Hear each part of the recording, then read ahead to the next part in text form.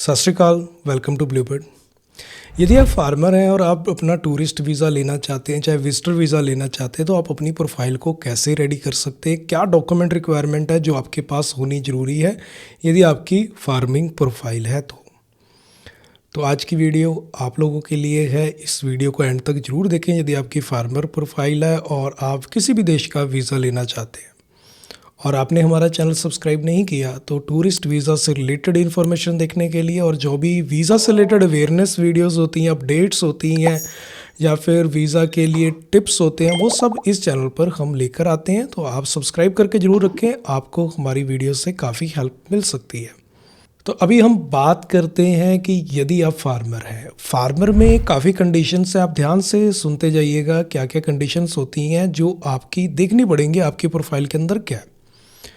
पहली कंडीशन ये है कि एक ऐसी प्रोफाइल फार्मर की जिसके नाम पर ज़मीन भी है और जो उसकी फसल जाती है जब बिकती है तो वो उसकी रिसिप्ट भी उसी के नाम पर आ रही है और उसके अकाउंट में आ रही है। एक प्रोफाइल ये हो गई।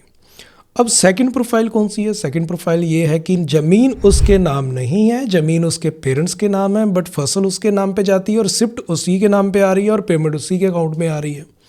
ये सेकंड प्रोफाइल हो गई। थर्ड प्रोफाइल, ज़मीन भी उसके नाम नहीं है और पेरेंट्स के नाम भी नहीं है लेकिन लीज पे ली हुई है, तो उस केस में रिसिप्ट जो है उसके नाम आ रही है और पेमेंट भी उसके अकाउंट में आ रही है। अब एक फोर्थ प्रोफाइल भी है। फोर्थ प्रोफाइल है कि ज़मीन आपके नाम है बट आपने लीज पर दी हुई है, आपके पास ईयरली एक लीज अमाउंट आती है आपके अकाउंट में, एक आपका वो इनकम सोर्स है। तो आज हम इस चारों के बारे में बात करने वाले हैं। पहली प्रोफाइल बहुत सिंपल है, इसमें कोई दिक्कत नहीं है क्योंकि ज़मीन भी आपके नाम, फसल भी आपके नाम पे जा रही है और आपके अकाउंट में आ रही है, तो बिल्कुल जेन्युइन इनकम बन गई है। यही डॉक्यूमेंट लगते हैं, आप इसके बिहाफ पे वीज़ा ले सकते हैं, कोई प्रॉब्लम नहीं। जो रिसिप्ट होती है, जे फॉर्म होते हैं, वो आपको रखने इंग्लिश में ट्रांसलेट होने चाहिए। ज़मीन की जो फ़र्द होती है वो भी इंग्लिश ट्रांसलेट होनी चाहिए। और यदि आप कोई ऐसी फसल बेचते हैं जिसका जे फॉर्म नहीं कटता है लेकिन आपको रिसिप्ट मिलती है तो वो संभाल के रख सकते हो, वो आप साथ में लगा सकते हो। इसके साथ साथ आपके जो एक्सपेंस होते हैं वो भी आप साथ में उसकी रिसिप्ट जो है संभाल के रखो, उनको भी साथ में लगा लो, वो भी ओके है। अब नेक्स्ट जो चीज़ आती है वो है कि ज़मीन आपके नाम नहीं है, कोई बात नहीं, आप बाकी डॉक्यूमेंट जो हमने बताए हैं वो तो आपने लगाने हैं, बट साथ में आप क्या करो, एक एफिडेविट लगा लो अपने पेरेंट्स की तरफ से, जो इसमें आपको ये कहा गया कि आप ज़मीन जो है आपके पेरेंट्स के नाम जरूर है लेकिन उसकी देखभाल, उसकी इनकम जो है वो आपकी है, क्योंकि पेरेंट्स के नाम ज़मीन है लेकिन उन्होंने ये अब आपको दे दी है। नाम नहीं करवाई वो एक अलग चीज़ है, लेकिन उसकी जो भी इनकम है वो उसके टोटली वारिस आप हो, तो इसलिए आप उस ब्याह पर अपनी फ़ाइल लगा सकते हो, कोई प्रॉब्लम नहीं है, आपको इसमें भी वीज़ा लेने में दिक्कत नहीं होगी। अब जो थर्ड प्रोफाइल है, थर्ड प्रोफाइल में आपने लीज पे ली हुई है, सिंपल है, डॉक्यूमेंट वही रहने हैं, डॉक्यूमेंट में कोई चेंज नहीं है। हमने जैसे बताया कि जे फॉर्म लगने हैं, जिस अकाउंट में जे फॉर्म की पेमेंट आती है वो लगेंगे, और साथ में यदि आपकी कोई ऐसी फसल जा रही है जिसकी आपको जे फॉर्म नहीं मिलते लेकिन रिसिप्ट मिलती है तो उसके डॉक्यूमेंट साथ में लग जाएंगे। जैसे कि आपने गन्ना लगाया हुआ है तो गन्ना आप जब बेच रहे हो तो गन्ने की जो पेमेंट आती है उसकी रिसिप्ट और उसकी पेमेंट के प्रूफ लगेंगे, बड़ी सिंपल है।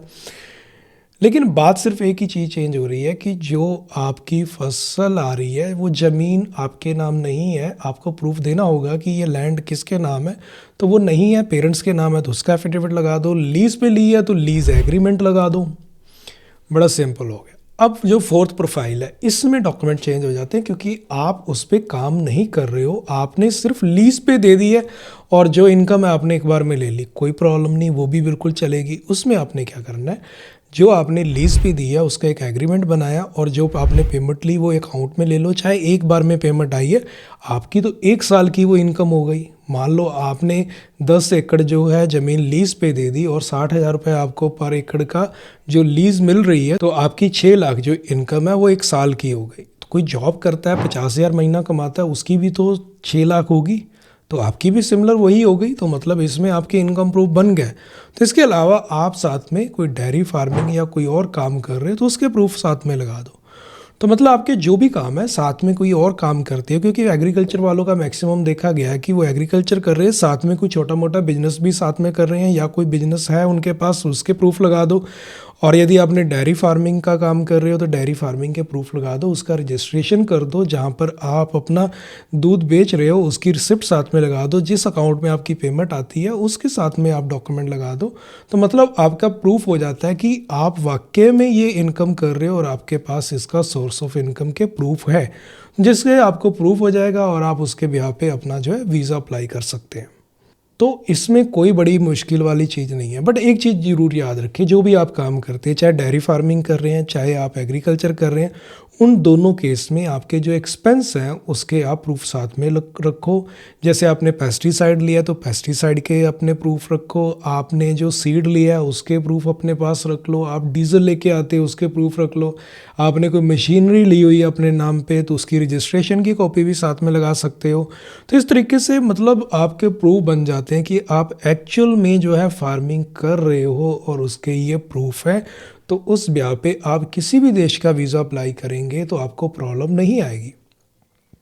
बट यदि आपके पास डॉक्यूमेंट नहीं है फिर तो प्रॉब्लम आनी ही आनी है, क्योंकि वीज़ा ऑफिसर डॉक्यूमेंट देखता ही है। आप कुछ भी कवर लेटर में लिख लो, आप कुछ भी प्रूफ करने की कोशिश करो, लेकिन आपके पास डॉक्यूमेंट नहीं है फिर आपके लिए प्रॉब्लम है, तो फिर उस केस में आपको वीज़ा नहीं मिलता है। तो इसलिए डॉक्यूमेंट जो है ये बड़े इंपॉर्टेंट हैं, डॉक्यूमेंट आपके पास पूरे होने ज़रूरी हैं। तो कभी भी ऐसी गलती ना करें कि डॉक्यूमेंट आपने जो है वो कम हो। डॉक्यूमेंट अपने प्रिपेयर जरूर करके रखें, जे फॉर्म अपने नाम पे लें, और जिस अकाउंट में पेमेंट आती है वो आपका होना चाहिए, और जो एक्सपेंस कर रहे हो आप अपने एग्रीकल्चर पे वो अपने नाम पे, उसके जो बिल्स हैं वो भी अपने नाम पे लो। और इस तरीके से आप बड़े ईजिली जो है अपने फाइल किसी भी देश में लगा पाएंगे। और फंड्स रिक्वायरमेंट सिमिलर रहती है, चाहे आप फार्मर हो, चाहे जॉब कर रहे हो, चाहे बिजनेस कर रहे हो, वो आपकी 6 से 7 लाख डिपेंड ऑन कंट्री कि आप कौन से देश के अंदर अपना वीज़ा अप्लाई कर रहे हो। तो हमारे चैनल पर आपको काफ़ी वीडियोस मिल जाएंगी डिफरेंट कंट्रीज़ की कि क्या फ़ंड रिक्वायरमेंट है, किस देश में कितना फ़ंड चाहिए। इस पर काफ़ी वीडियोज़ हमारे चैनल पर हैं, वो आप जाके देखेंगे तो आपको ये चीज़ें जो है क्लियर हो जाएंगी। फंड्स कैसे मैनेज करते हैं, बैंक स्टेटमेंट कैसे मैनेज करते हैं, इन सब के बारे में हमने इन्फॉर्मेशन दी हुई है। और आप स्ट्रॉन्ग टाइज कैसे दिखा सकते हो, फैमिली टाइज कैसे दिखाने हैं, फाइनेंशियल टाइज कैसे दिखाने हैं, इन पर भी वीडियोस जो है हमारे चैनल पर मिल जाएंगी। तो ऐसी और वीडियोस देखना चाहते हो तो चैनल को सब्सक्राइब करके जरूर रखें कि जिससे हम और मोटिवेट हों और इन्फॉर्मेटिव वीडियो इस चैनल पर लेकर आते रहें। तो मिलते हैं फिर एक नई वीडियो में। सत श्री अकाल।